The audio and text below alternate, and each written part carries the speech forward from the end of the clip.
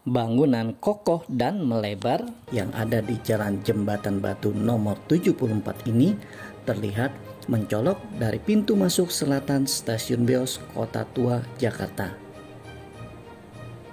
Di tahun 1980-an hingga 2000-an sempat menjadi sekolah SMA Negeri 18. Saat ini bangunan tersebut menjadi gedung sekolah SMP Negeri 22 Jakarta Kota di daerah Jakarta Barat. Tidak banyak yang tahu bahwa bangunan ini mempunyai sejarah yang panjang dari peranan Tionghoa di bidang pendidikan, khususnya warga suku Konghu atau Kwangzan di Batavia pada masa itu. Awal abad ke-20 hingga akhir tahun 1960-an, gedung ini dikenal sebagai Kwangren School yang sejarahnya berhubungan langsung dengan Kelenteng Lupan di Pinang Sia, kelentengnya orang Konghu, serta juga Yayasan Suaka Insani yang ada di Jalan Pangeran Jayakarta, daerah Jalan Mangga 2. Seperti apa sejarahnya? Yuk kita simak bersama. Jangan lupa subscribe channel Sangkai Tionghoa ini dulu ya.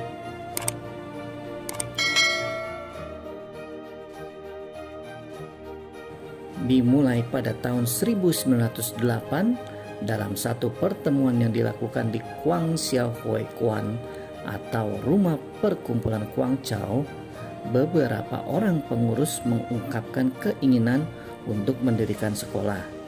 Sebab saat itu di kota Batavia jumlah sekolah Tionghoa yang tersedia dan milik komunitas Tionghoa jumlahnya masih sangat terbatas. Di antaranya adalah Tionghoa Hui Kwan atau Pahua School di Jalan Patequan dan juga Tanah Abang, Pasar Senen atau yang dikenal dengan nama Lauhua School, Pasar Baru dikenal dengan nama Sinhua School, di mana semua sekolah yang ada hanya terbatas pada jenjang sekolah dasar. Kemudian Kwang Xiao Hui Kwan mendirikan sekolah malam yang diberi nama Kwangren School, yang tempatnya pada saat kelas pertama dibuka menempati ruangan di bagian belakang Kelenteng Lupan.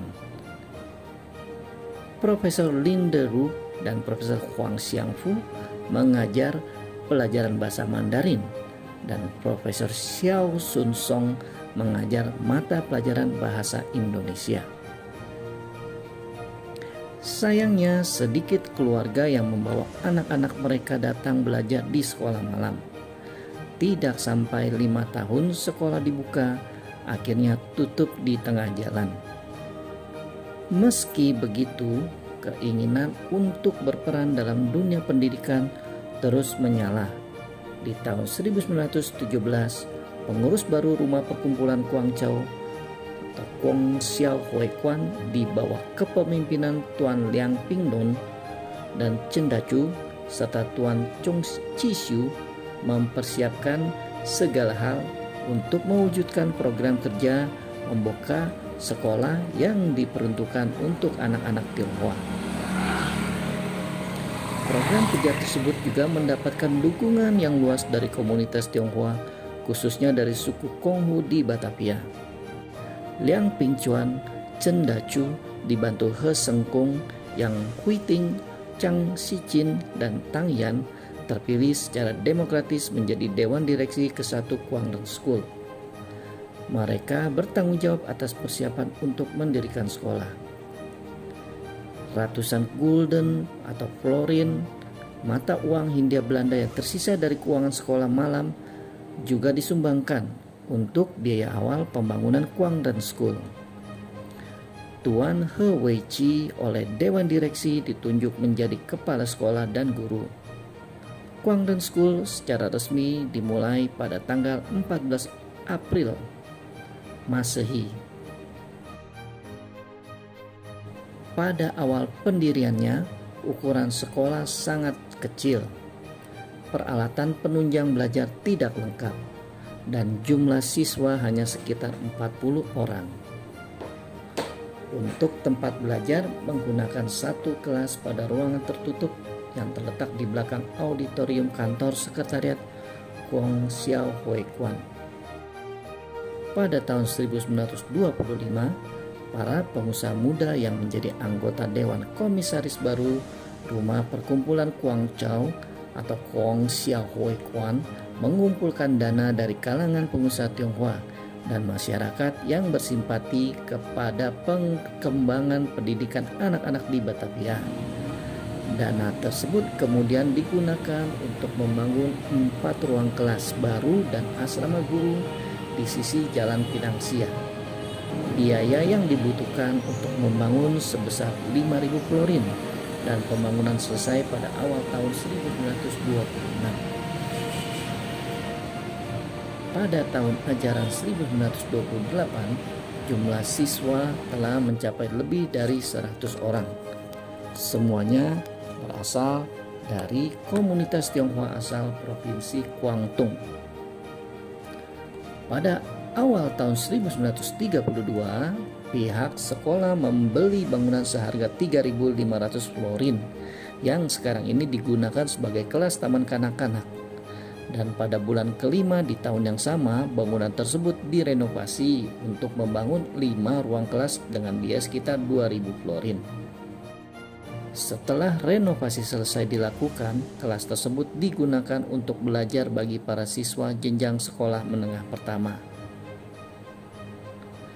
Pada tahun 1935, 8 ruang kelas bertempat di gedung bagian belakang dibangun kembali.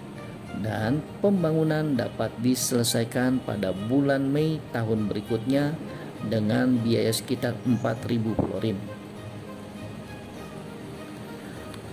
Pada akhir tahun 1937, Guangren School membuka satu kelas pendidikan guru untuk jenjang sekolah menengah atas. Pada tahun 1940 Masehi, kelas bisnis atau ekonomi dan kelas umum jenjang sekolah menengah atas resmi dibuka. Memasuki tahun ajaran baru 1940, jumlah siswa yang belajar di Guangren School telah mencapai lebih dari 850 orang. Dilihat dari jumlah siswa menjadikan Guangren School menjadi salah satu sekolah Tionghoa dengan jumlah siswa paling besar di Jakarta. Hanya Pahwa School, sekolah Tionghoa di Patekuan, Jakarta yang memiliki siswa sebanyak siswa yang belajar di Guangren School. Pada tanggal 5 Maret 1942, tentara Jepang dengan bersenjata lengkap memasuki kota Jakarta. Tidak sampai 1 bulan, seluruh Pulau Jawa jatuh ke tangan tentara Jepang. Penguasa militer Jepang di Jakarta mengumumkan seluruh sekolah Tionghoa harus ditutup. Pada bulan Agustus tahun 1942, pengusaha militer Jepang di Jakarta memberi kelonggaran beberapa sekolah Tionghoa dengan jenjang sekolah dasar diizinkan untuk membuka kelas kembali. Pada saat itu, Guangren School jenjang sekolah dasar juga diizinkan untuk dibuka kembali dan namanya berganti menjadi Minchung Primary School. Setelah Kaisar Jepang dari Tokyo pada pertengahan bulan Agustus tahun 1945 mengumumkan kepada dunia menyatakan menyerah dan menyatakan Perang Dunia Kedua di Asia telah berakhir.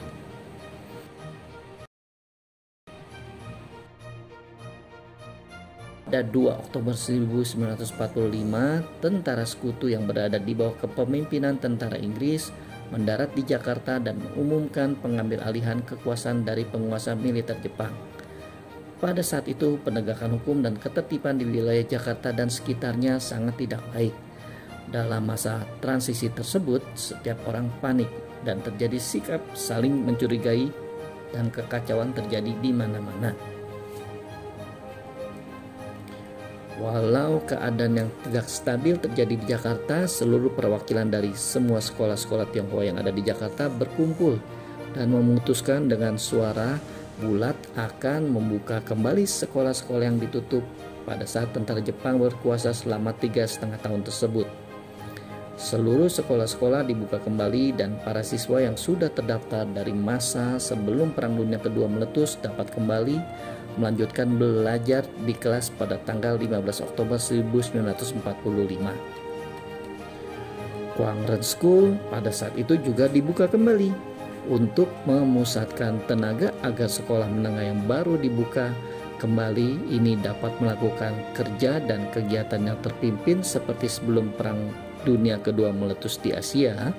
Maka Kwangren School menggabungkan diri dengan organisasi Hokkien Hui Kwan dan organisasi-organisasi Tionghoa lain untuk bekerja sama bersama-sama memprakarsai berdirinya Sanqiao Tuanlian He Chongxie. Untuk kegiatan pendidikan dan biaya operasional setiap bulannya mendapat subsidi sebesar 10.000 florin dari organisasi Chunghwa Sunghui di Jakarta. Pada saat kegiatan belajar dimulai kembali, Kwangren School membuka sebanyak 6 kelas dari jenjang sekolah dasar sampai dengan jenjang sekolah menengah ke atas.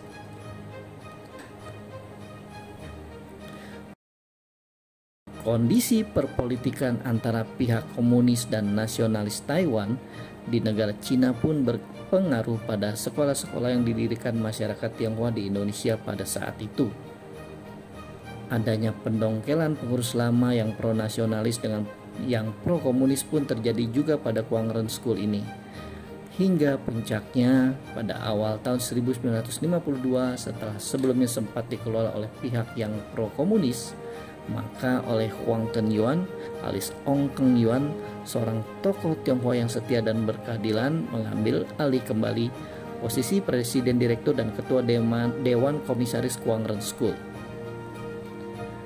Di bawah kepemimpinan Huang Kenyuan inilah pada pertengahan tahun 1952 sebuah bangunan yang besar dan megah telah selesai dibangun.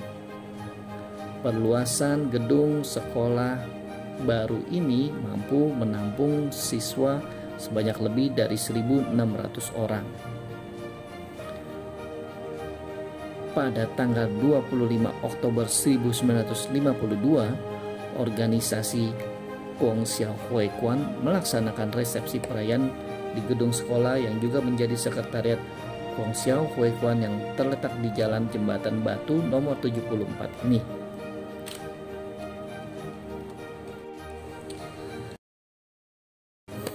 Lemahnya pemerintahan dan rendahnya kesejahteraan masyarakat menimbulkan kerusuhan-kerusuhan di beberapa daerah, dan pada tanggal 15 Februari 1958 terjadilah peristiwa pemberontakan pemerintahan revolusioner Republik Indonesia yang dikenal dengan peristiwa PRRI Permesta.